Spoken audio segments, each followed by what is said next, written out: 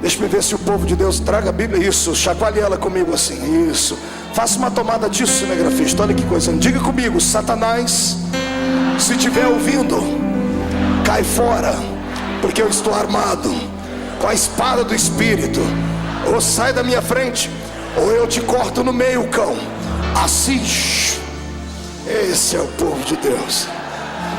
Abra sua Bíblia comigo sem perca de tempo. Segundo livro do profeta Samuel, capítulo de número 6, a partir do versículo de número 12. Glória a Deus. Capítulo de número 6, a partir do versículo de número 12. Glória a Deus. Quem encontrou, diga amém. Quem não encontrou, diga misericórdia. Eu espero você achar. Livro do profeta Samuel. É hoje. É hoje.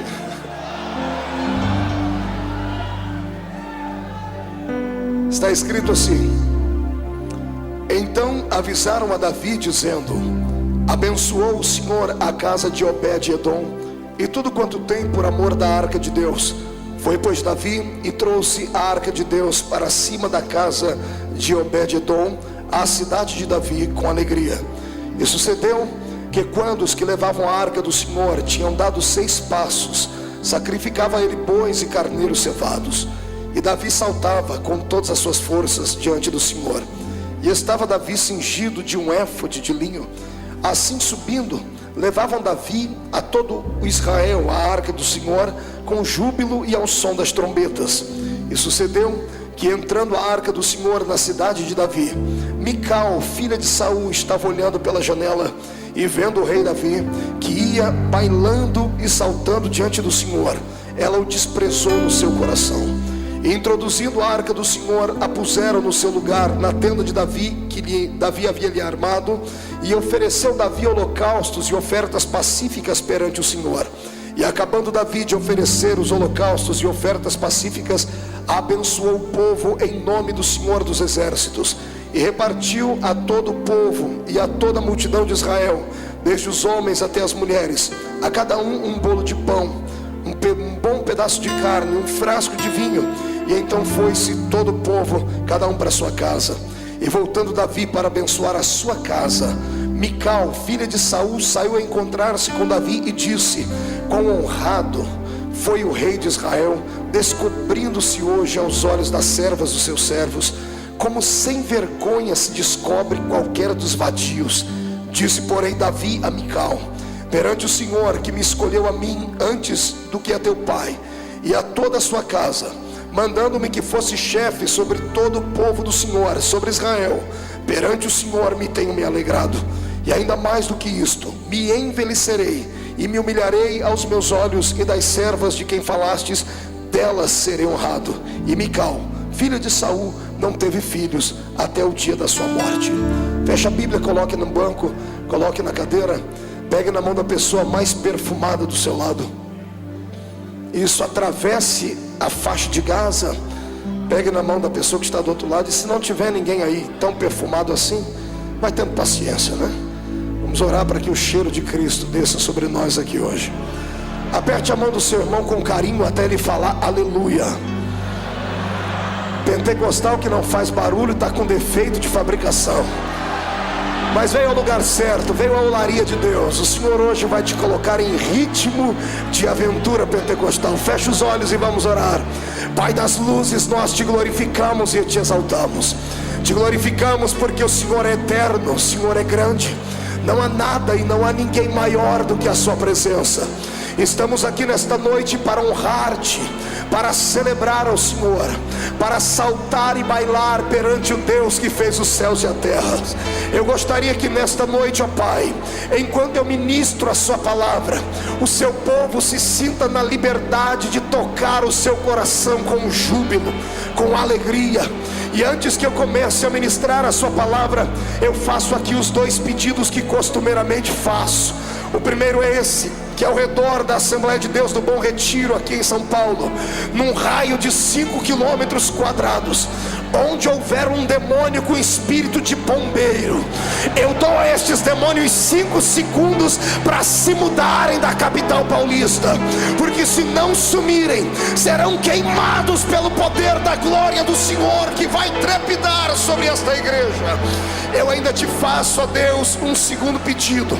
Se ainda tenho crédito no céu contigo como pregoeiro da sua palavra, abre a porta do seu palácio sobre esta igreja agora, e manda do céu para a terra uma comitiva angelical. Eu quero anjos da categoria dos serafins aqui, meu Pai. A palavra serafim significa aquele que arde em fogo. Portanto, eu quero 8 anjos de fogo aqui neste lugar agora, que eles comecem a esparramar brasas tiradas do seu altar, e onde houver um crente batizado com o Espírito Santo, renova ele agora.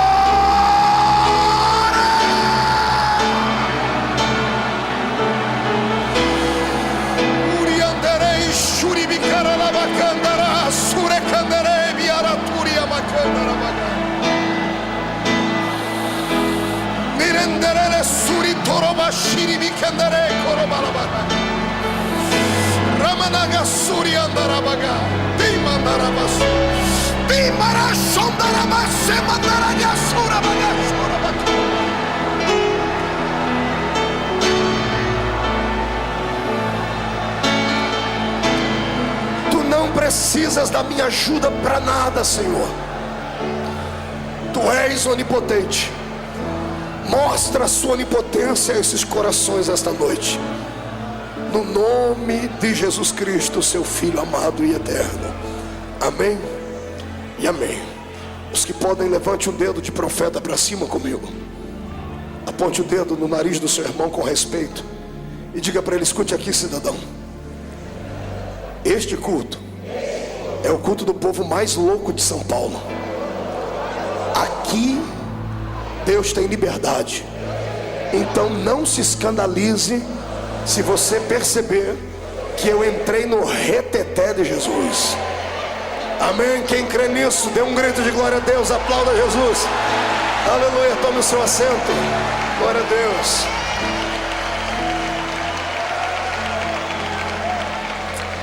Magnífico. Aleluia. Eu não vou nem perguntar se os pentecostais chegaram, porque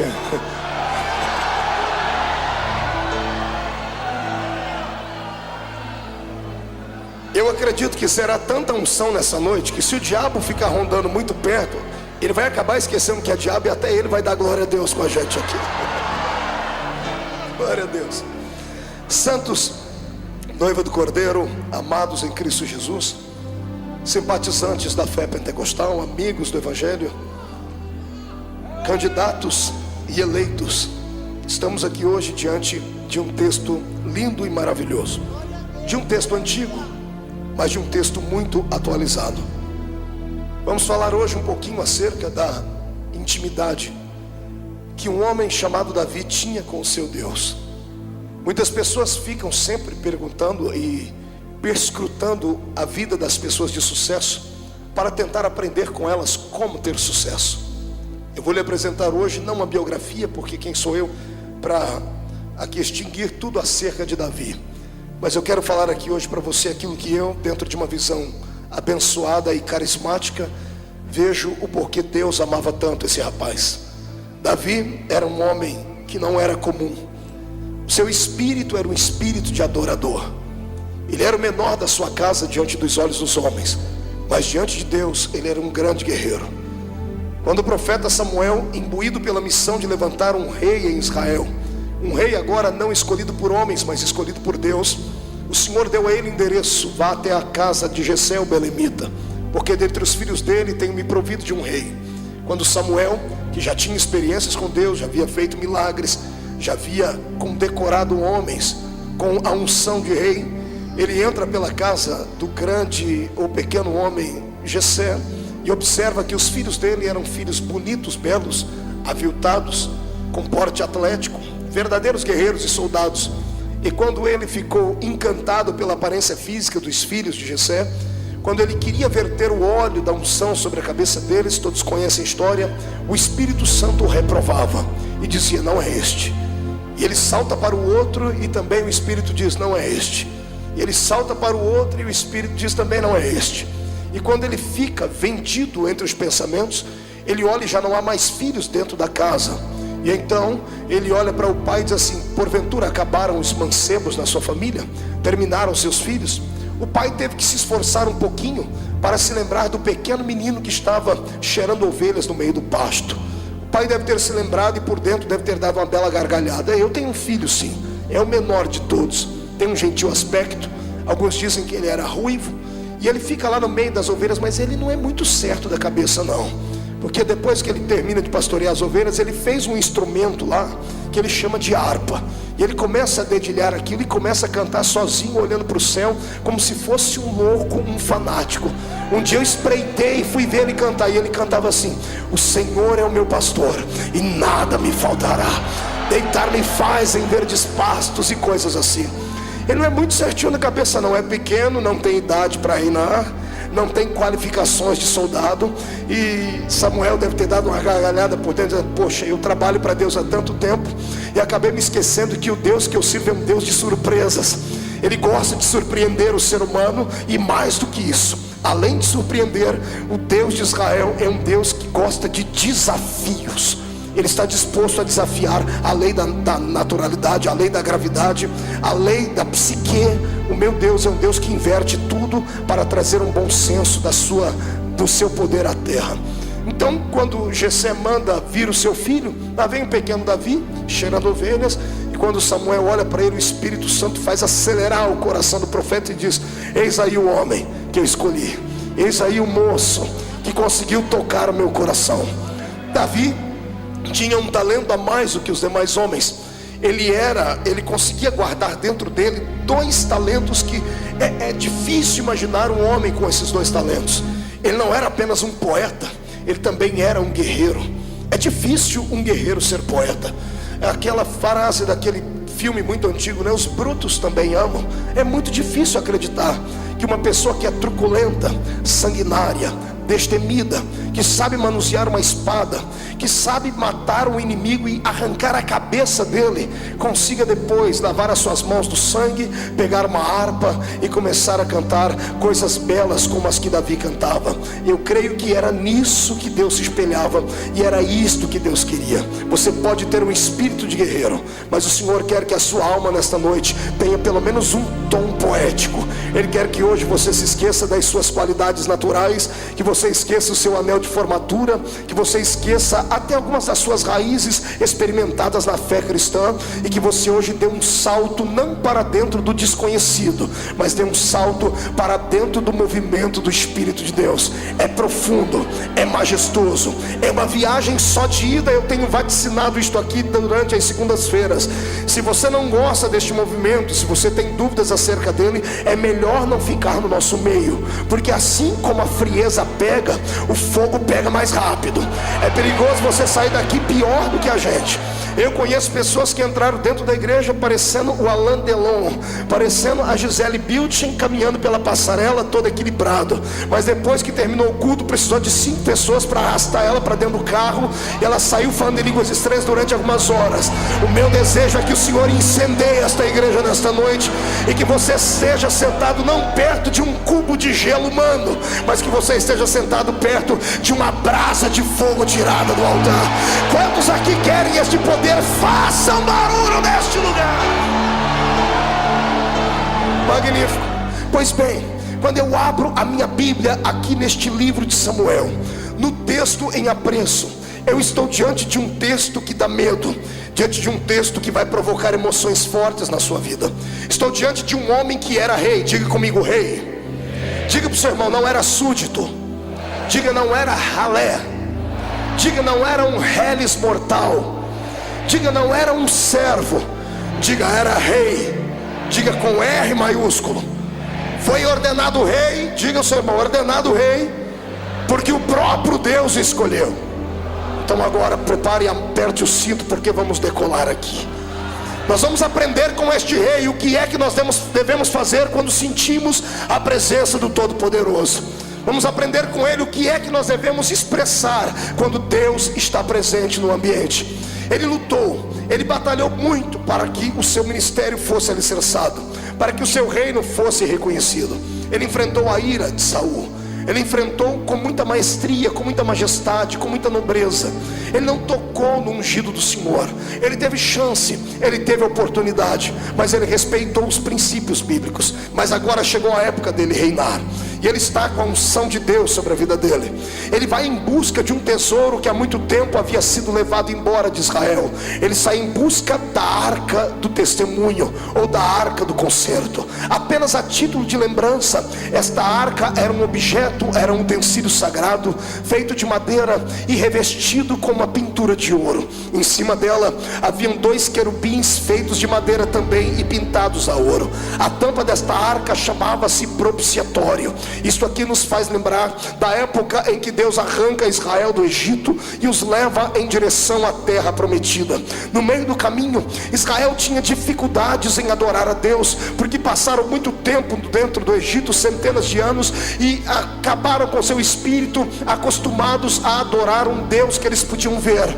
Acostumaram a adorar apenas onde tinha um lugar próprio para isso. Eles haviam se esquecido que o seu Deus era muito maior do que templos, era muito maior do que estátuas. Mas Deus entendeu isso. E quando Deus viu que eles tinham dificuldades de adorar o Senhor no meio do deserto, o Senhor chamou Moisés e disse: Moisés, vamos construir então um templo móvel. E colocou o nome nele de tabernáculo. A confecção do tabernáculo foi linda, foi majestosa. O povo participou, o povo contribuiu. É um lugar difícil de nós interpretarmos, porque cada uma das peças constituídas dentro deste tabernáculo tem um significado à luz da Bíblia Sagrada. A minha Bíblia diz que até pele de golfinhos foram usados na confecção deste santuário. Ele estava dividido em 3 partes: no átrio, lugar santo e lugar santo dos santos. No átrio era onde o sacerdote chegava diante de uma pia de bronze, e ele lavava o seu corpo, lavava suas mãos, lavava os seus pés, e partia para o lugar santo, onde ele deveria imolar um animal, o cordeiro, que significaria o perdão para o pecado de todo o povo. Uma vez que ele imolava este animal, ele atravessava então o véu do templo, trazendo na sua mão a marca do sangue deste cordeiro, e a sua roupa. Isso acontecia só uma vez por ano. Só uma vez por ano ele saía do lugar santo e ia ao lugar santo dos santos. Mas quando ele atravessava vestindo uma roupa de linho, de éfode de linho branco por baixo, e por cima uma túnica colorida. E nos pés da túnica, no rodapés da túnica, haviam romãs e campainhas que chacoalhavam e sibilavam conforme o sacerdote ia andando. Uma vez por ano ele atravessava aquele véu do templo, que pesava 1 tonelada, e precisava de uma junta de bois para arrastá-lo. E quando ele entrava dentro daquele lugar, a nação de Israel toda ficava do lado de fora, observando e prontos para ouvir aquilo que Deus falaria, ou para ver aquilo que Deus faria. O sacerdote entrava com esta roupa diferente, com estas campainhas rodeando a sua roupa, exatamente por um significado. Se ele entrasse dentro daquele lugar e estivesse em pecado, ou Deus não recebesse o perdão do povo, ele seria sacrificado, ele acabaria morrendo. E como é que o povo sabia que o sacerdote estava vivo ou morto? E por causa dos barulhos que faziam as campainhas, que batiam entre as campainhas e as romãs. Conforme ele caminhava, o povo em silêncio ouvia e dizia: ainda há vida dentro do Santo dos Santos. Ele entrava, atravessava o véu do santuário, trazia o sangue do cordeiro imaculado nas suas mãos. Ele ia em volta desta arca do testemunho que ficava lá dentro. E onde estavam os querubins, as 4 pontas daquela tampa chamava-se propiciatório. Ele tinha que pegar o sangue e aspergir sobre as 4 pontas daquele altar. Conforme ele banhava as 4 pontas daquela arca, melhor dizendo, daquele propiciatório, santuário, ele deixava ali a marca do sangue do animal que era puro ou tido como puro, e ele erguia suas mãos para o céu e em silêncio orava, dizendo ao seu espírito: Deus, perdoa a nação de Israel. Duas coisas poderiam acontecer. Primeira, Deus poderia não receber o sacrifício e fulminar o sacerdote. Em outro texto diz que caminhava, quando ele entrava dentro daquele santuário, uma cordinha vinha amarrada à sua cintura e ficava pelo lado de fora, porque nenhum homem comum podia entrar dentro do santuário, no Santo dos Santos. Caso ele morresse e não houvesse vida, as pessoas o arrastariam para fora e passariam um ano inteiro atormentados, atribulados, com o coração pequenino e sentindo dores. Deus ficava em cima do Santo dos Santos, sentado na nuvem chamada Shekinah. Quando o sacerdote erguia as mãos com o sangue do animal para cima, o Senhor olhava para baixo e via que o propiciatório, que era a arca do testemunho, que falava da aliança que Deus havia feito com Israel, estava banhada com sangue. O Senhor já havia sentido o perfume do holocausto queimado no lugar santo. Então Deus ficava de pé naquela nuvem, estendia as mãos sobre aquele lugar, e a nuvem começava a trovejar, a nuvem começava a relampejar, porque a presença de Deus, ela vem através, é claro que de uma brisa, como na caverna de Elias, mas todas as vezes que ela vem trazendo vitória, ela vem em forma de relâmpagos e de trovões. Eu abro um parênteses para dizer que a fé pentecostal é alicerçada nisso. Quando temos um culto alegre e sentimos a presença de Deus, o Senhor começa a trovejar sobre nós a sua glória. O povo que estava do lado de fora, com temor, abaixavam-se e ficavam em silêncio. E quando a nuvem se levantava, o povo parava para ouvir se haveria algum barulho lá dentro, porque poderia ser que a nuvem deveria ter descido para matar o sacerdote. Então todas as pessoas atentas esticavam seu ouvido para ver se havia algum tipo de barulho. E depois que o sacerdote passava por aquela êxtase espiritual, imagine você estar dentro de um lugar fechado e a nuvem da glória de Deus descer sobre você naquele lugar. Depois que ele respirava e via que ele estava vivo, então ele começava a caminhar. Cada vez que ele dava um passo, as campainhas iam batendo naquelas romãs que estavam no pé. Cada vez que fazia um barulho, um judeu do lado de fora disse assim: eu estou ouvindo barulho. E o povo parava para ouvir. Eu também, eu estou ouvindo barulho. Mais de 2.710.000 judeus do lado de fora esperando perdão. Quando a notícia esparramava, 2.700.000 pessoas gritavam: o sacerdote está vivo, porque ouvimos o seu barulho. O sacerdote está vivo, é sinal de que o Senhor nos perdoou. O sacerdote saía cambaleando daquele lugar por causa da glória do Senhor, atravessava o lugar santo dos santos, passava pelo lugar santo, ia até o átrio, e quando chegava na porta do átrio, ele estendia as mãos ensanguentadas ainda e dizia: paz e perdão sobre Israel. A história dos judeus diz que quem estava doente era curado, quem estava triste se alegrava, e haveria um ano de prosperidade naquele lugar. Quando eu falo dessas coisas, eu traço aqui um paralelo com a minha vida e a sua. A minha Bíblia diz no livro de Apocalipse que tanto eu quanto você somos sacerdotes do Rei Jesus. Se há sacerdote aqui, eu quero convocar estes sacerdotes para ver se há barulho na vida dele. O que tem de sacerdote aí que a campainha não faz mais barulho, porque perdeu a intimidade, perdeu a comunhão, perdeu a experiência com Deus. Mas eu estou ouvindo sacerdotes que estão vivos. Enquanto houver línguas estranhas nos seus lábios e brado de adoração na sua boca, Satanás vai ter que beijar a lona, porque a força desta igreja está no poder do seu Deus. Aleluia.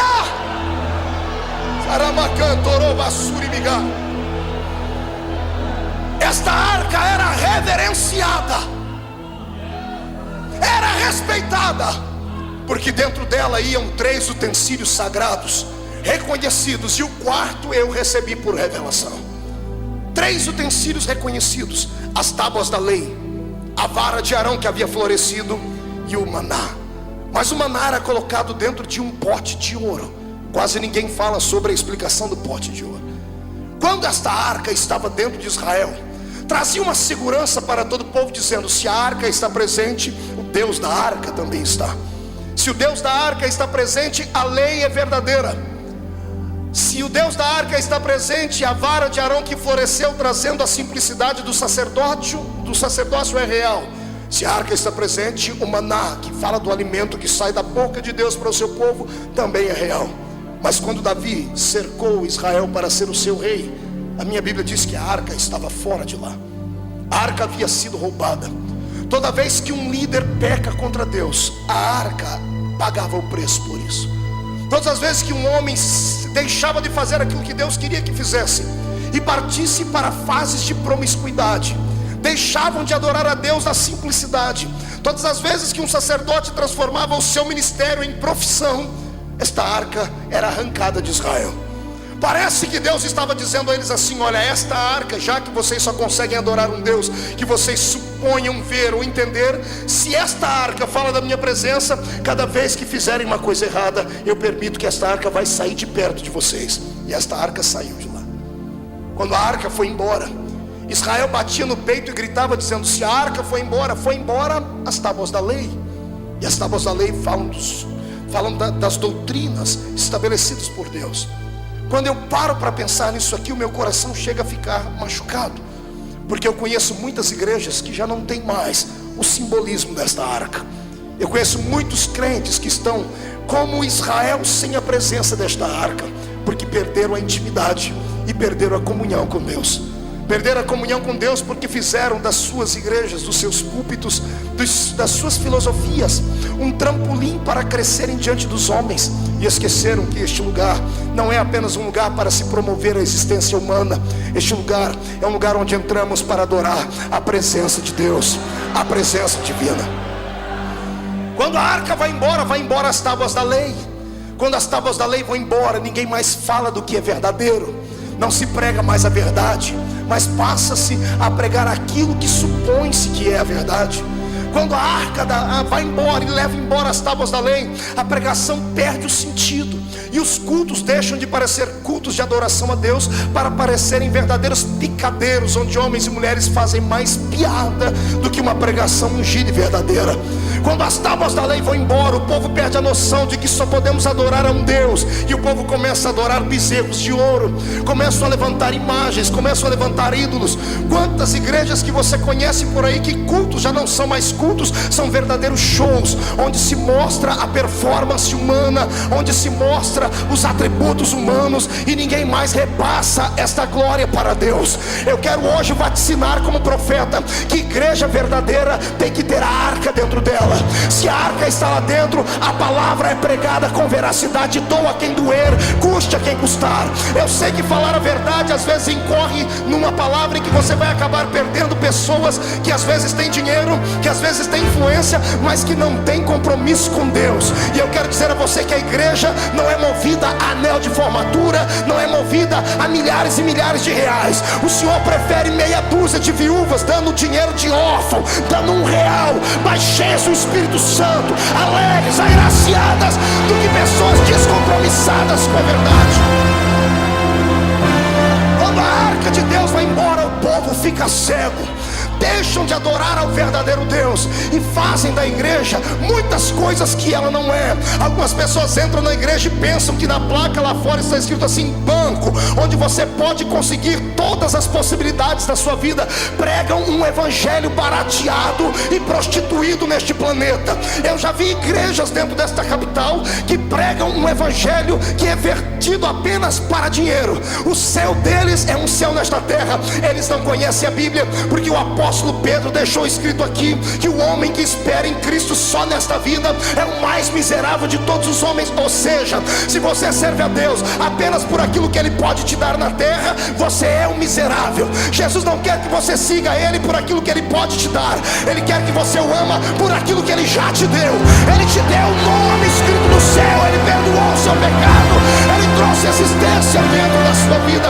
Mas quando a arca vai embora, a palavra da verdade é arrancada. E o que eu quero dizer a vocês essa noite é o que o meu coração sente. 3 palavras foram arrancadas do vocabulário dos pregadores do século 21: pecado, justiça e juízo. Ninguém mais tem coragem de pregar essas coisas. Querem um evangelho light, querem um evangelho banalizado, querem um evangelho onde vale tudo, vale até homem dançar com homem, mulher com mulher. Me perdoe, eu não vim aqui massagear o seu ouvido, vim aqui como profeta para te falar que sem a presença de Deus nada funciona. Se você pode acreditar nisso, levante a mão para cima e glorifique ao Rei.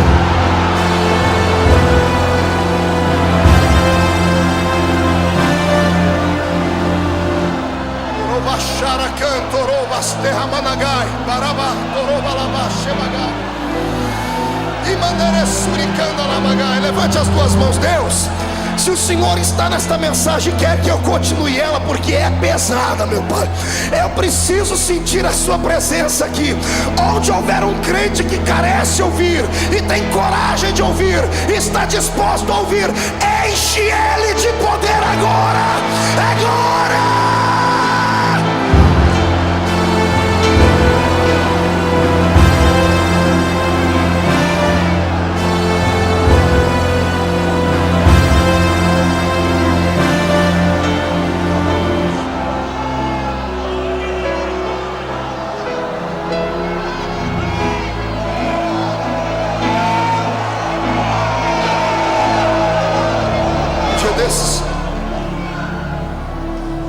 Eu me sentei com algumas pessoas importantes, alguns obreiros que são muito conhecidos nesse país, e eles disseram assim: Marco, você tem 31 anos de idade, o Senhor te colocou num lugar de destaque nessa nação, você tem um mundo aberto para você. Já que você conquistou tudo isso, disseram para mim, muda o seu estilo. Você já ganhou os pentecostais, conquiste as outras igrejas agora. Eu falei, de que jeito? Pregando um evangelho mais light, um evangelho açucarado, pastor Antônio Carlos. Eu falei, que evangelho é esse? Rapaz, o evangelista é bom para falar que tem anjo, tem fogo, glória.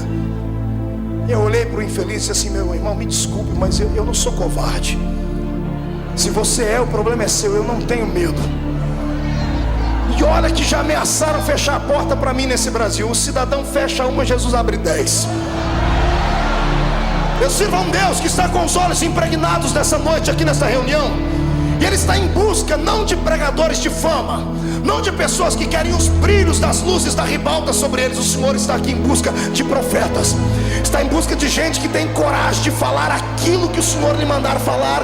Doa a quem doer, custe o que custar, porque ao final de contas o meu Deus não é frouxo. O meu Deus é um Deus que é macho.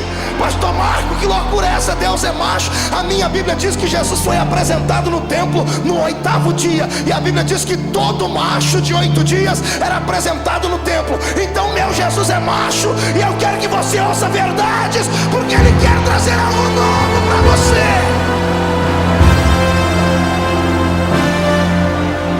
Quando vai embora a arca, vai embora as tábuas da lei. Junto com as tábuas da lei, vai embora a vara de Arão que floresceu, que fala da simplicidade da fé. Hoje a situação é tão melindrosa que nós temos os grupos dentro da igreja.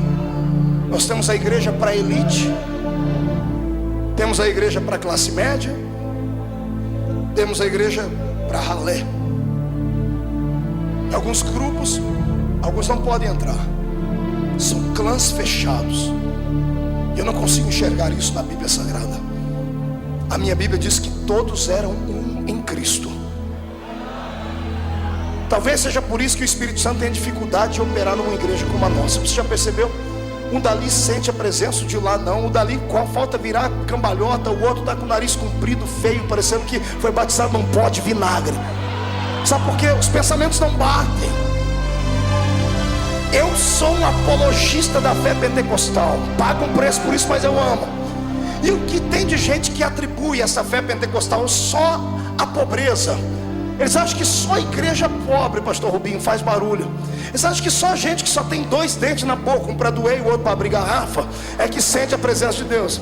Eles acham que é só gente que usa chinelinha havaiana que pode entrar na presença do Pai. Eu quero dizer a esses infelizes que não conhecem a Bíblia Sagrada, que o Espírito Santo, Ele opera onde há um coração aberto. Se você for doutor e deixar Ele vai entrar e vai fazer um auê na sua existência também. O que o Espírito busca são pessoas sensíveis. Sabe o que é sensibilidade?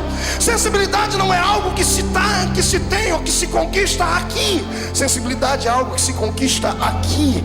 O Senhor quer hoje tomar o seu coração na mão dEle, porque Ele quer devolver para você a glória que te foi levada, a glória que te foi roubada, a glória que te foi vilipendiada. O Senhor quer devolver à igreja os talentos do passado. Mas para isso nós temos que batalhar para a arca voltar. Mas como se não há simplicidade entre nós? Se a nossa fé está sendo vituperada, se a nossa fé tem sido de certa forma banalizada, como nós podemos amar a Cristo sabendo que nós fazemos uma distinção entre homens e homens dentro da igreja, entre irmãos e irmãos? Eu já vi isso, cansei de ver isso. Chega uma pessoa para cumprimentar um pastor, ou um grande pregador, ou um cantor. Enquanto a pessoa não se identifica, é aquela paz do Senhor fria e morna. Quando a pessoa diz: olha, eu sou doutor, fala, muda a história. Só dá falta dobrar o joelho para a pessoa dizer assim: olha, você é um rei. O que eu quero que você entenda é isto: o meu Cristo não faz acepção de pessoas. Ele não vê diferença na vestimenta, ele não vê diferença no intelecto. Para ele pouco importa se você é rico, se é poliglota, se é escritor, se é fazendeiro, se é um grande empresário. Para ele pouco importa se você desceu aqui no heliporto com seu helicóptero, ou se você entrou aqui usando um skate ou veio de chinela havaiana. Deus não olha para a sua aparência. Na questão do espírito, ele olha por dentro. Ele vê dentro de você o que é que tem, o que é que atrai a presença dele. Quando eu olho para essa história, eu vejo Davi em busca desta arca, que além de levar embora as tábuas da lei, além de levar embora a vara de Arão que havia florescido, além de levar embora o maná, que simbolizava uma palavra revelada, a dependência de Deus. Quando eu olho para o maná, eu me emociono, porque o povo estava no deserto com fome. Não tinha padaria suficiente para dar pão a eles, não tinha uma cozinha suficiente para fazer comida a eles. Então eles dependiam de Deus para comer, eles dependiam de Deus para sobreviver. E quando eles diziam: Deus, estamos com fome, o Senhor pegava os anjos do céu e assava maná e mandava na mesa deles. Por que é que o maná foi guardado dentro da arca? Porque fala de uma época em que o povo era dependente de Deus. Olha para o seu irmão e diga: dependência. Não grite no ouvido dele, diga: dependência. Não estou satisfeito, levante a mão direita para cima, agarre o ombro da pessoa do seu lado, tira ela do lugar até ela ficar irritada, chacoalha ela, diga para ela: dependência, entendeu?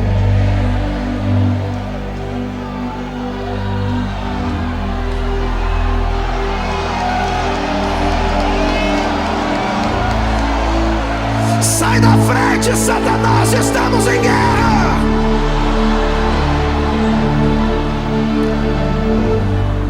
O meu Deus sentia saudades do seu Israel, que ficava não esmolando, mas dizia: papai, manda comida para mim. Se tem uma coisa que Deus ama e Ele é apaixonado, é por alguém que depende dEle para alguma coisa, tá entendendo? Deus tem prazer em dar. O prazer de Deus é quando você acorda de manhãzinha lá, estica os braços e diz assim, dobra o joelho e diz: pai, hoje eu quero isso, quero isso, quero isso. Deus não anota, mas tem um anjo do lado dele, Deus vai estar anotando tudo aí, porque Ele está pedindo, Ele depende de mim. Ele não pediu para o médico, não pediu para o político, não pediu para ninguém, Ele pediu para mim. É meu filho, se é meu filho eu tenho que dar, eu vou dar, eu vou abrir a porta, eu vou fazer por onde.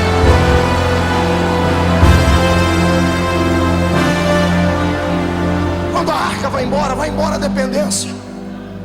Tiramos a dependência da vertical, colocamos a dependência na horizontal. O que a igreja tem apanhado nesses últimos anos, porque ela colocou na cabeça que precisa de homens, que precisa de ricos, que precisa de influência, que precisa de mídia, que precisa de políticos, que precisa disso, que precisa daquilo. Ei! A dependência da igreja é o Senhor. Se você voltar a depender de Deus como você dependia no começo da sua fé, a sua vida vai dar um giro de 180 graus. Ah, pastor, mas eu prefiro confiar nos guardas. A minha Bíblia diz que em vão vigia o atalaia, se o Senhor não guardar a casa. Eu profetizo que quando você sair daqui hoje, não sairá mais sozinho, nem acreditando na força do seu poder, não vai confiar mais em carros e em cavalos. Quando sair daqui, vai sair de mãos dadas com Deus. Ele vai ser o seu irmão mais velho, o seu pai. Quero ver qual é o demônio que vai ter coragem de entrar na sua frente e te convidar para uma batalha. Eles já estão derrotados. A partir de hoje o Senhor vai anotar o seu nome, o seu endereço, o número do seu sapato, quantos fios de cabelo você tem na cabeça. Ele vai traçar o plano do seu DNA, e Ele vai dar a você aquilo que você carece e necessita, desde que você dê a Ele aquilo que Ele também carece e necessita. Pastor Marco, Deus tem carência de alguma coisa? Tem. Qual é a carência de Deus? Deus é um ser que precisa ser adorado. Deus é um ser que precisa ser reverenciado. Quer tocar Deus? Não precisa jejuar 30, 40, 50 dias. Quer tocar Deus? O meu Deus não é igual a sua apodrecida, ou desculpe, a sua parecida, meu amigo, que para você agradá-la tem que colocar uma cruz nos ombros e caminhar 1 milhão de quilômetros. Não, para agradar a Deus você não precisa de sangue de galinha preta, de urucubaca, de trevo de 4 folhas, de milho debaixo do joelho. Para adorar a Deus você precisa apenas ter coragem de ficar de pé num culto como esse e dar um grito de glória para adorá-lo.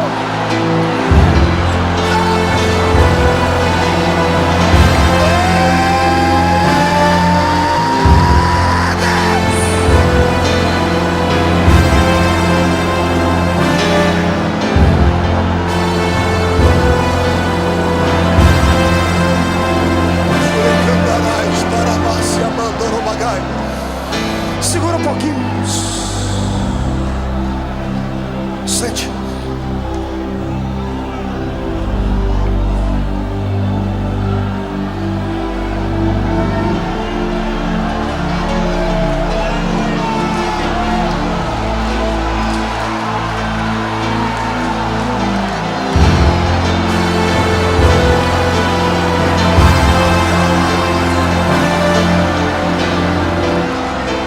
Não se assuste não, é a unção que estava em Davi, está descendo aqui. Sai da frente, Satanás, queremos adorar.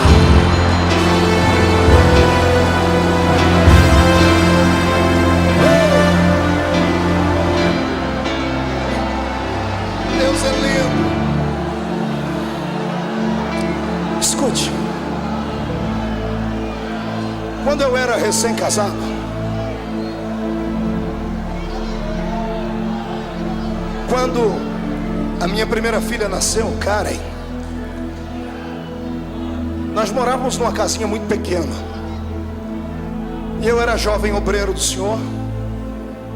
E a minha casa era pequena, tinha um quarto, uma sala e uma cozinha. Eu era jovem obreiro, dedicado. Então eu sentava lá na minha sala e passava o dia estudando a Bíblia, procurando recursos e subsídios para poder pregar. Minha esposa ficava na área de serviço, que era a cozinha e a varanda, lá onde ela lavava roupa e fazia as coisas. E Karen dormia no quarto, então eu ficava no meio.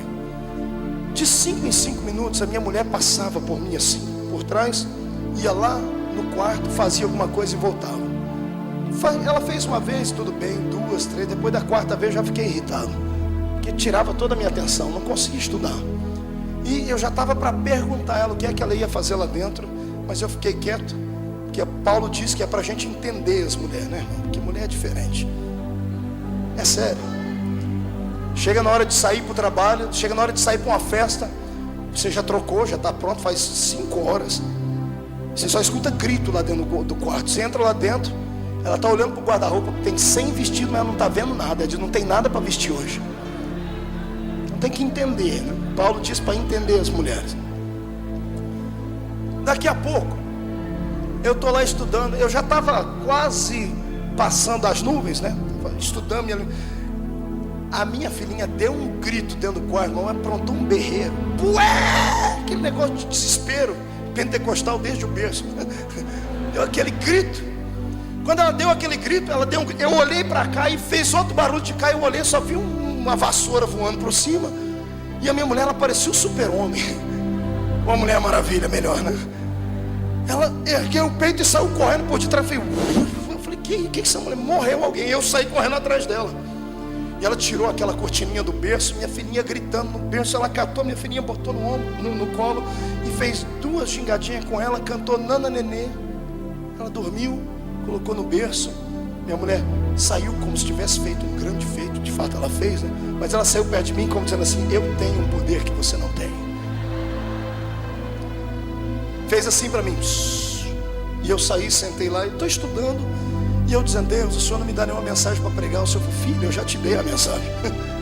Não deu, senhor, eu estou procurando. Ei, eu trabalho não com forma, eu trabalho com formas. Você não viu o que aconteceu com a sua esposa? Eu falei, vi então, está ali. A mensagem da noite é aquela. Eu falei, qual? Filho, enquanto os meus filhos ficam quietos, eu fico, só passo por perto e olho e vou embora. Agora quando eles resolvem gritar, eu paro o que estou fazendo e cato eles no meu colo, seguro eles aqui, ó. Está entendendo isso? Você entendeu isso? Quer chamar a atenção de Deus hoje? Então dá um grito aí pro inferno inteiro ser abalado, né?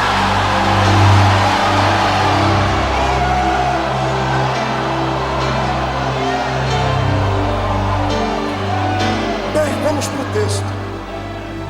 Esta arca, que era majestosa e falava da presença de Deus em Israel, havia sido roubada.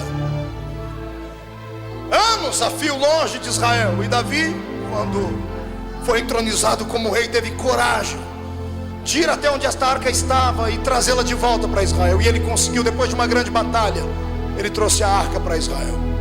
Só que no meio do caminho, lá não devia ter telefone celular, né? Mas tinha outra coisa que chamava molecular.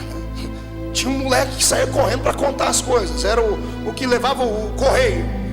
Davi chegou, avisa Mical que eu consegui a arca e eu estou voltando para casa. O moleque vai correndo. Daqui a pouco ele recebe outra notícia de Mical e ele volta. Davi, a rainha mandou dizer que ela vai preparar uma festa de pompa, uma festa de gala, uma festa digna de um grande rei. Tá aí ela falou, ela deu as coordenadas. Aqui, o senhor tem que vestir a roupa de rei, colocar a sua coroa, preparar os seus guerreiros aí, todos eles têm que estar limpos, perfumados, todos eles bem vestidos.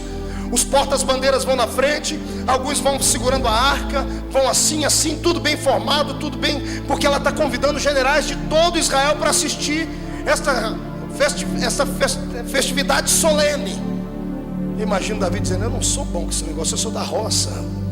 Mas ela é filha de príncipe, filha de rei, princesa, tem cheio desses negócios de não me toques. Davi recebeu a ordem e ele colocou a roupa de rei, colocou a coroa.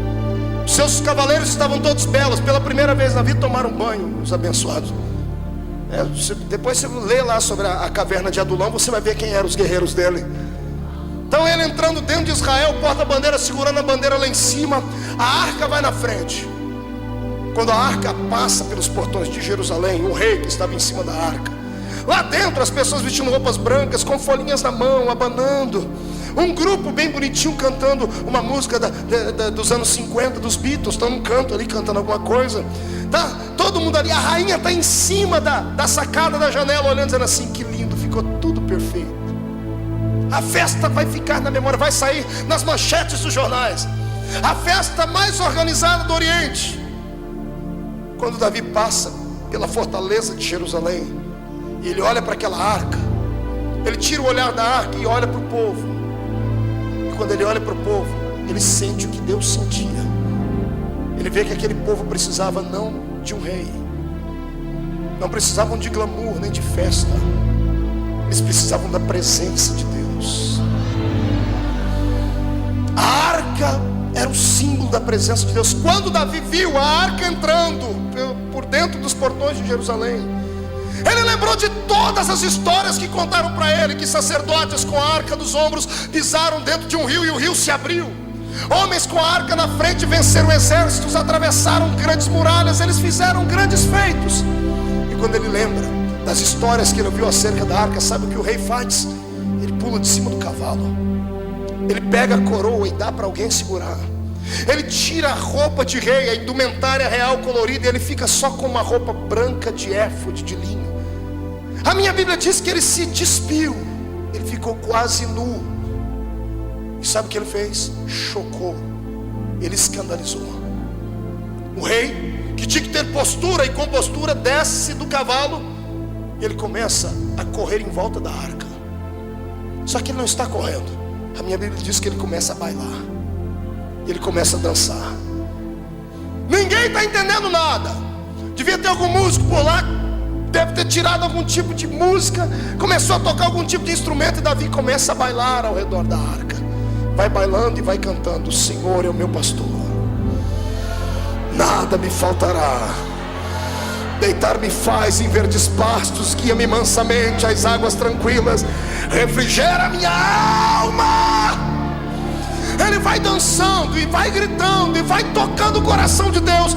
Eu imagino Deus se esquivando do seu trono e ficando de pé, chamando os anjos, assim: venham cá, seres angelicais. Foi para aquilo que eu fiz o ser humano. Foi exatamente para aquilo que eu criei o ser humano. É por isso que aquele moço ali é um homem segundo o meu coração. Ele esqueceu a posição, que esqueceu a postura, deixou de lado o anel de formatura, deixou de lado os conhecidos, os príncipes, deixou de lado a sua majestade e enalteceu a minha majestade. Ele é rei, mas eu sou o Senhor. Eu sou o Rei dos reis e Senhor dos senhores. Sabe o que eu acho lindo? Algumas pessoas chamam de costume, eu chamo de liberdade de adoração. Em algumas igrejas não se pode bater palma, não se tem o costume de adorar a Deus de pé. Quando eu vejo a multidão aqui ficar de pé, eu sinto que são homens e mulheres sensíveis. Qual é o ser humano que tem a sua inteligência aguçada, que percebe que o rei está passando e vai ficar sentado para ver? Todas as vezes que um rei chega no ambiente, os súditos ou ficam de pé ou se jogam de joelho no chão, mas eles têm atitude de adorador.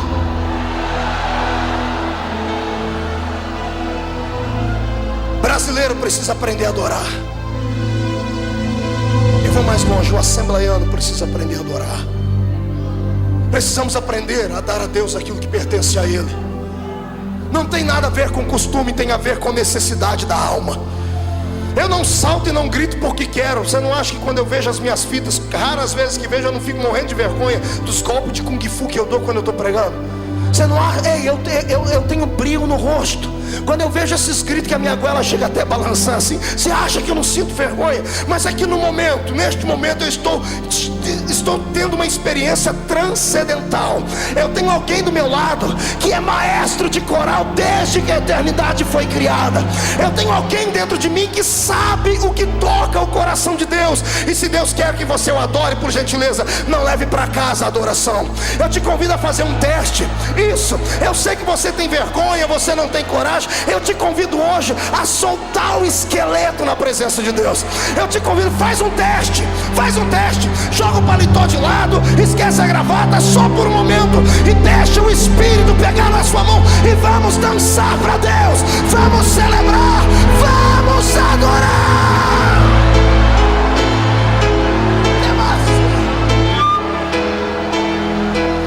Você não sabe o que você perde quando está no culto e fica em silêncio por muito tempo.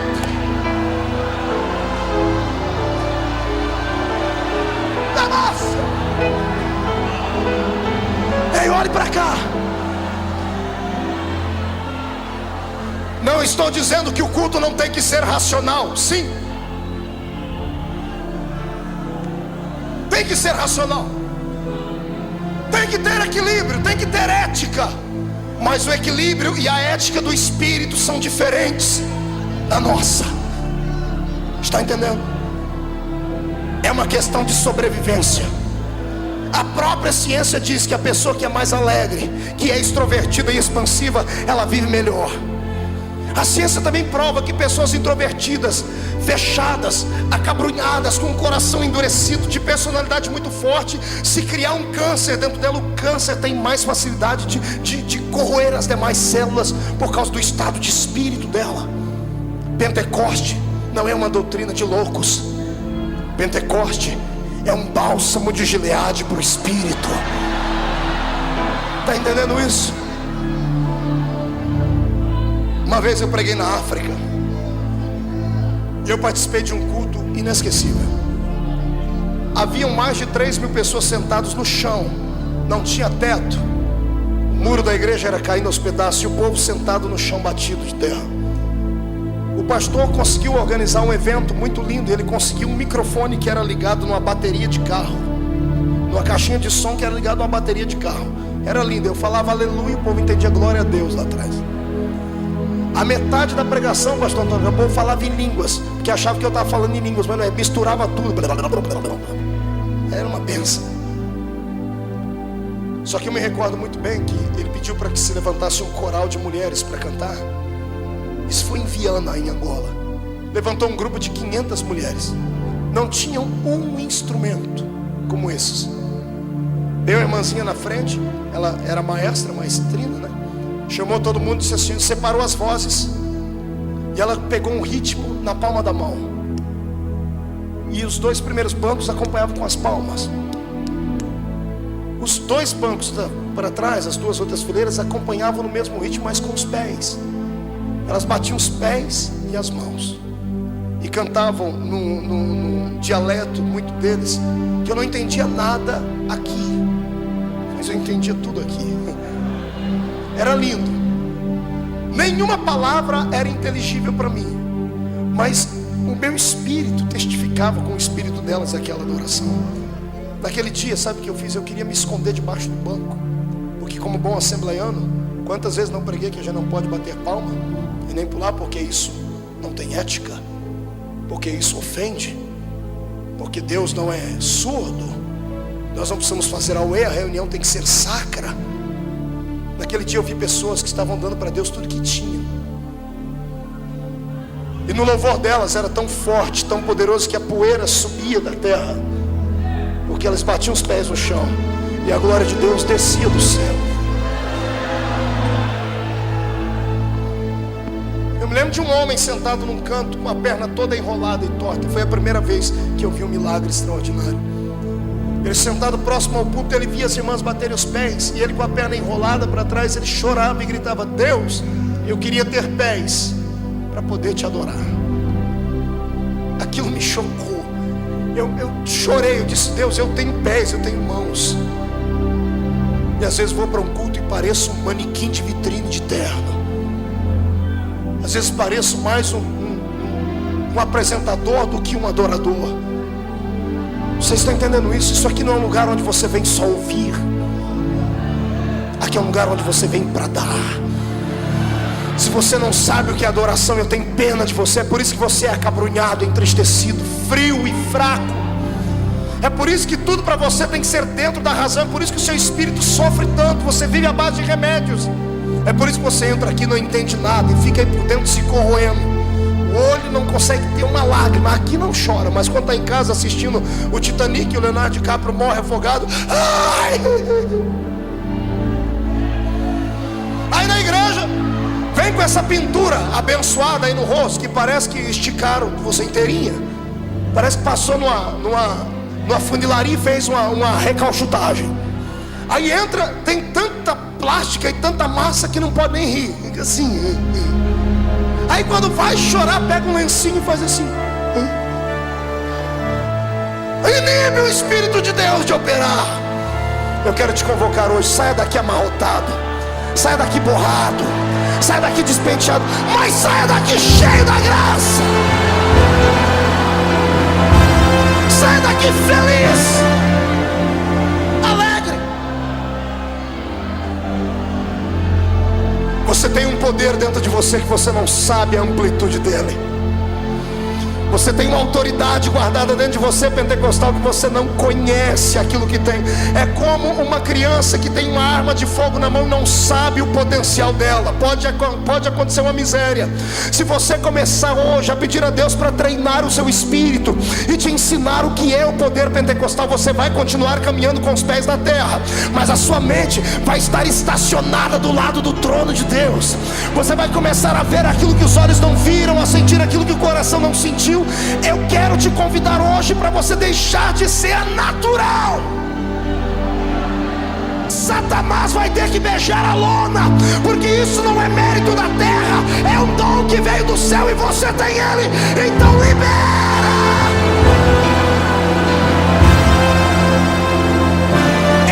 Eu quero dizer a você que este poder pentecostal não pode ser comprimido. não pode ficar ajustado a questões naturais. O Espírito Santo não está sujeito a homens. Ele é Deus, na sua totalidade Ele é Deus. Se o homem acreditar, ele continua sendo Deus. Se não acreditar, Ele ainda é Deus. E quando Ele resolve soprar, e é o que está acontecendo aqui nas segundas-feiras, o Espírito resolveu soprar, e eu quero ver quem é que vai fazer o vento dele voltar para trás. Quem é que vai fazer? Ele vai continuar soprando na sua vida. Levante a mão para cima, bata no peito, bata até fazer barulho. Olha para a pessoa do lado e diga assim: eu não sei você. Diga: eu sei que é meio estranho, mas parece que é real. Diga: funcionou com aquele que está no púlpito. Diga: vai funcionar com a gente. Diga para ele: em nome de Jesus, aqui dentro de mim tem uma brasa de fogo. Diga: me ajuda a não apagá-la. Diga: Senhor, me ajuda a deixar ela acesa. Então, pelo amor de Deus, incendeia ela. Abre a sua boca, adora. Adora de pé, adora sentado, adora correndo, adora, adora, adora. Deixa Ele te tomar.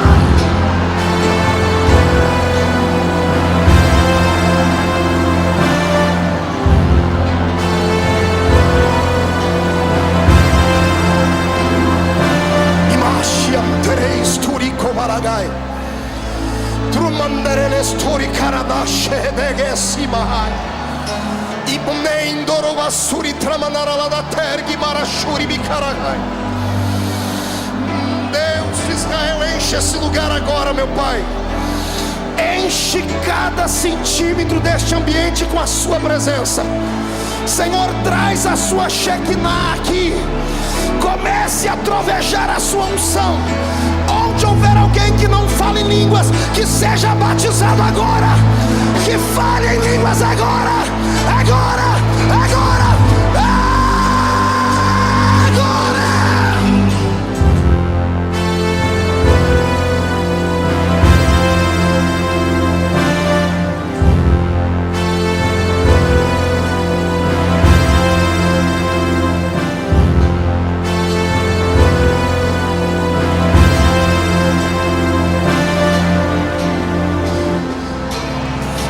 Davi, baila, Davi.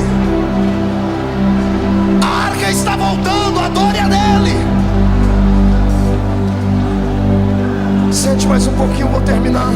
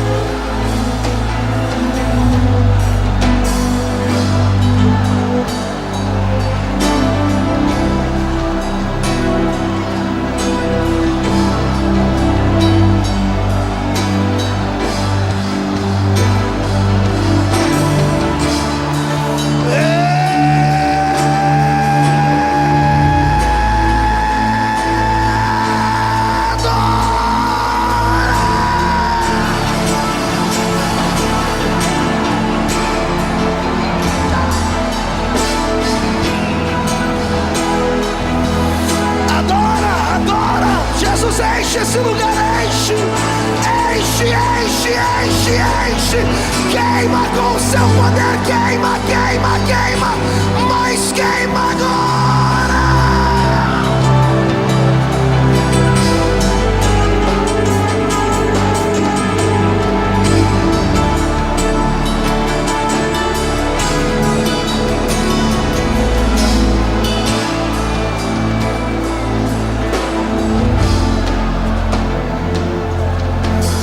Segura um pouquinho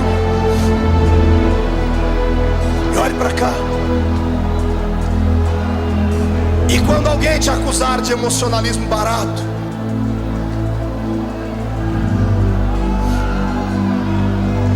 e quando alguém disser que você tem uma mente desequilibrada, fique em silêncio. Lembre-se que dentro das suas veias não corre um fio elétrico, corre sangue. Você não tem uma bateria aqui do lado esquerdo, você tem um coração. E se for de pedra, a minha Bíblia diz que o Senhor vai arrancá-lo e vai te dar um coração de carne.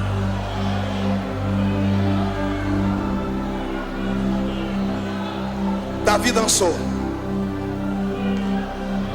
Davi bailou, Davi escandalizou. E o que eu acho lindo é que os soldados dele, quando viram o líder dançando, deve ter dançado também. Eu quero que você imagine aqueles homens com aqueles peitos cabeludos, aquele queixo quadrado, com aquelas espadas na mão grandão, dançando de ciranda a cirandinha em volta da arca. Mical estava quase tendo um ataque em cima da janela. Eu tenho medo de crente que fica em cima da janela. O meu Deus não quer que ninguém fique em cima da janela. Pergunte para mim por quê. Eu não ouvi. Porque quem está em cima da janela não dá para entender se ele está dentro ou se ele está fora. Não dá para entender se ele está olhando para dentro ou se ele está olhando para fora. É um lugar duvidoso. Se você é um crente morno, a minha Bíblia diz que Jesus disse que é capaz dele te vomitar. Ou você é frio ou você é quente. Se for morno, o Senhor vai te vomitar da boca dele. Então é melhor você agora deixar incendiar, porque não dá mais para ir para casa. Se desse tempo, você iria assistir a Senhora do Destino, mas o meu Senhor resolveu mudar o seu destino nessa noite. Eu quero profetizar que o reino do poder de Deus, que é poder pentecostal, vai incendiar São Paulo.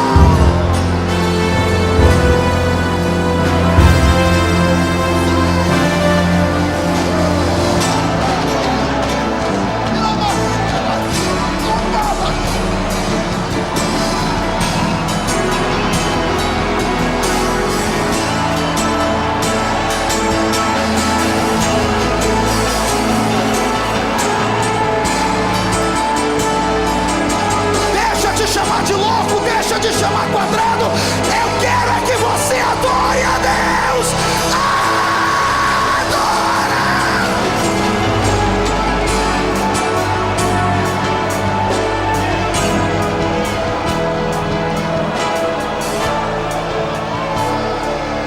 Fique de pé, agarre a mão do seu irmão.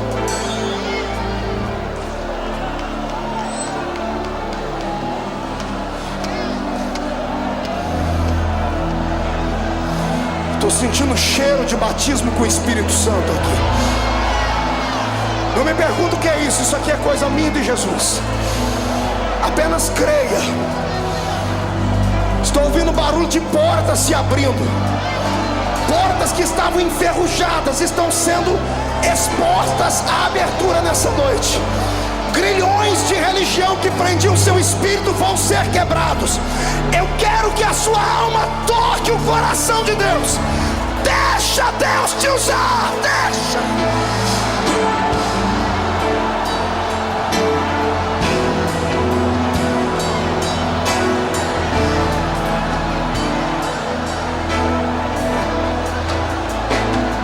Pegue na mão do seu irmão e olhe para mim.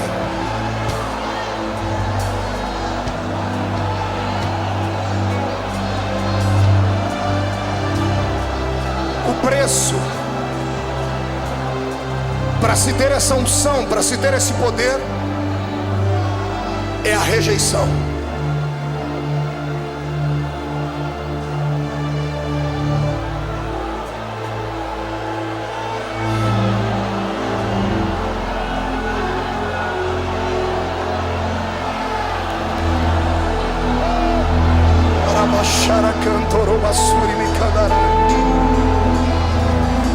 Olhe para cá.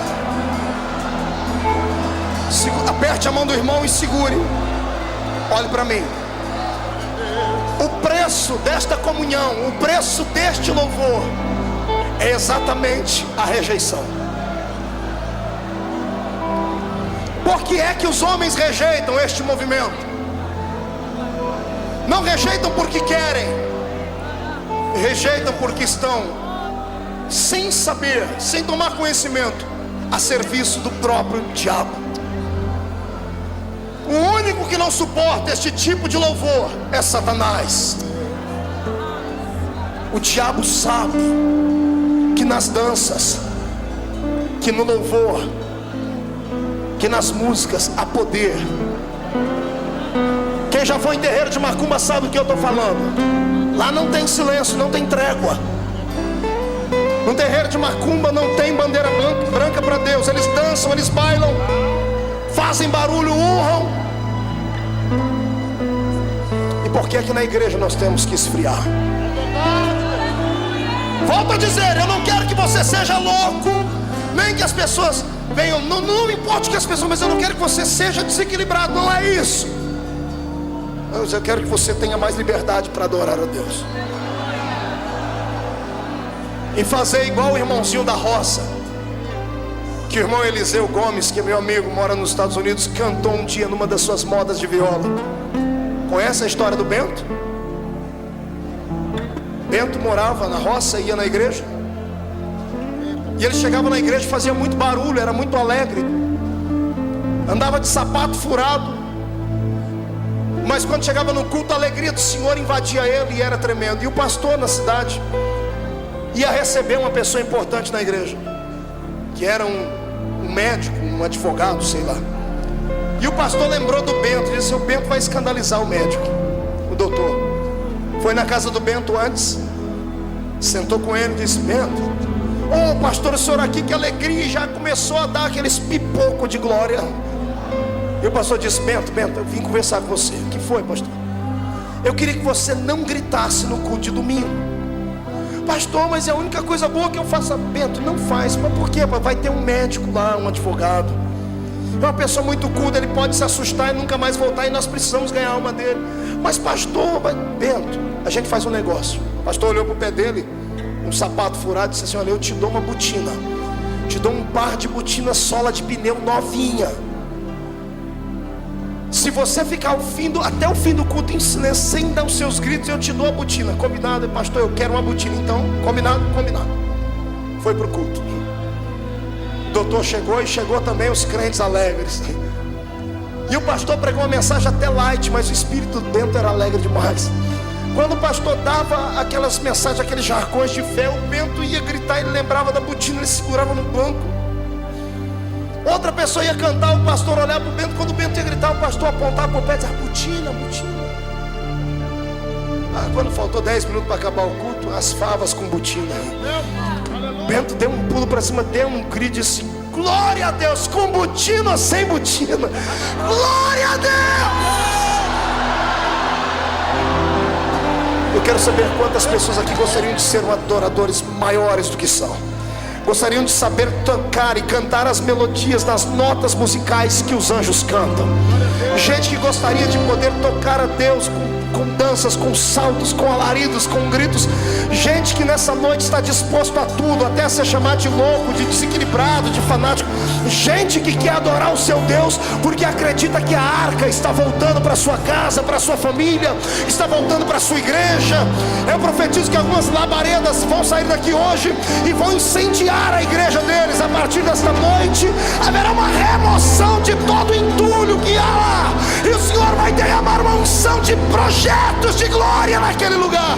Se eu tenho aqui gente que quer ser mais adorador do que é, sai do seu lugar e venha ficar em pé aqui perto de mim nesse lugar. Eita Deus,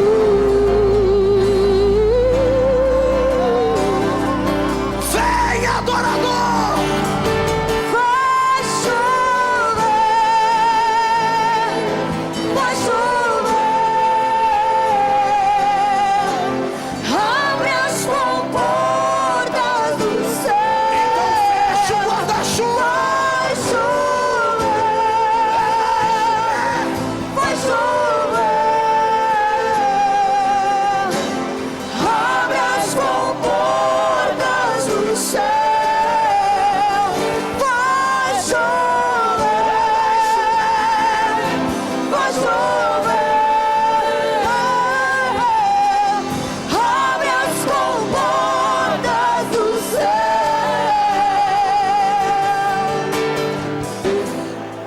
Do seu irmão, pegue no braço da sua irmã.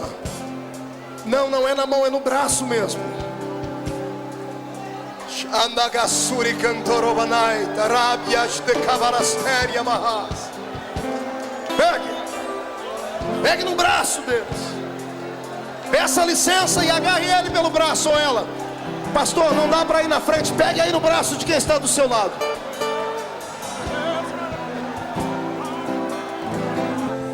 Eu disse a Jesus que eu gostaria que nessa noite acontecesse aqui nessa igreja,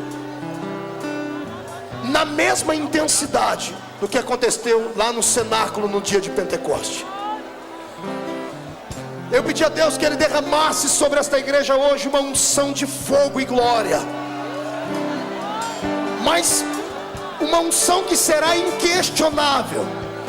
Eu pedi a Deus que pessoas sentissem tanto a presença dEle aqui hoje, que elas tivessem dificuldades de sair daqui para ir para dentro do carro delas, para você saber que esse poder é real. Ele não é natural, ele é real, ele é verdadeiro. Eu já vou avisar para ninguém se assustar. Aqueles que já falam em línguas, se preparem, porque serão impactados. Vão receber dom de orar em outros idiomas. Aqueles que não são batizados com o Espírito Santo serão batizados. Aqueles que têm mais sensibilidade serão arrebatados.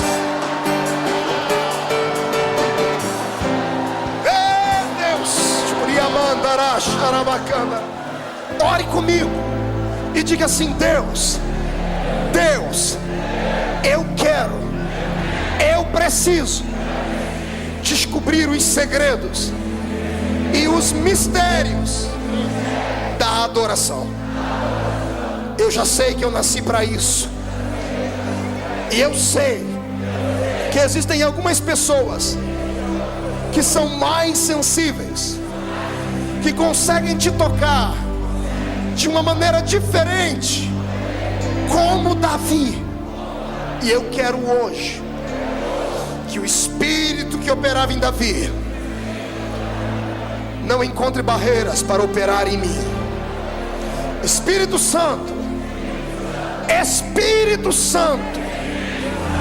eu quero hoje sentir uma unção concreta, pesada. Eu quero que o meu corpo reaja. Eu quero sentir a sua presença como eu nunca antes senti. O quanto for possível, um ser humano sentir a presença de Deus. Eu me candidato agora. Eu te desafio a soprar sobre mim o vento do Pentecoste. Mas não sopra uma brisa, sopra um furacão. E não importa se eu vou pular, se eu vou gritar, se eu vou ser arrebatado, se eu vou profetizar, não importa. Eu só vou ficar satisfeito se eu sentir a sua presença aqui. Como profeta de Deus desta noite, eu profetizo agora que as comportas do céu estão escancaradas sobre a Assembleia de Deus do Bom Retiro. E onde houver um crente que deseja que ele receba poder até ficar embriagado, agora,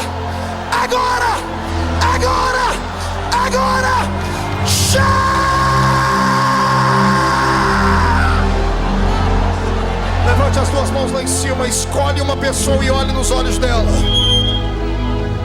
Olhe nos olhos de alguém, com as mãos para cima, não toque nela ainda. Levante bem alto, chacoalhe a sua mão. Olhe para o seu irmão e diga: sabe o que é isso? Prenúncio do movimento do Espírito de Deus. Diga: eu creio que o que eu senti aqui foi aquilo que os apóstolos sentiram no dia de Pentecoste. E eu vou repartir contigo, porque eu creio na transferência de unção. Levante as mãos. Eu quero uma unção de operação de maravilhas nas palmas das mãos erguidas, Papai do céu. Onde eles colocarem a mão deles agora, o Senhor vai operar com milagres e sinais. Abrace alguém que está na sua frente. Abrace ele, abrace ela. Abrace. Diga para ele: seja cheio do poder. Aleluia! Além do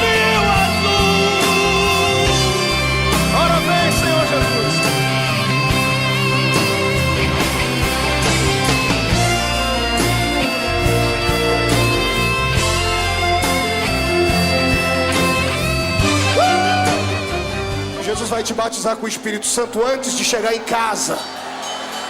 1,5. A arca está voltando para dentro da sua família. 2. A sua igreja será renovada como nunca antes. 2,5. São Paulo vai fumegar.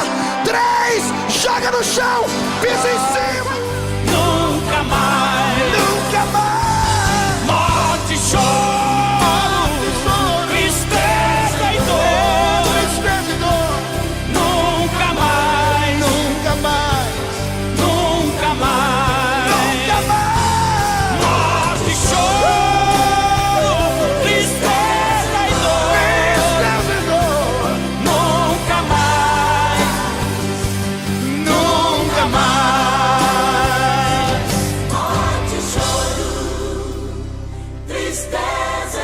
Marco Feliciano, um dia nós estaremos além do Rio Azul, meu irmão.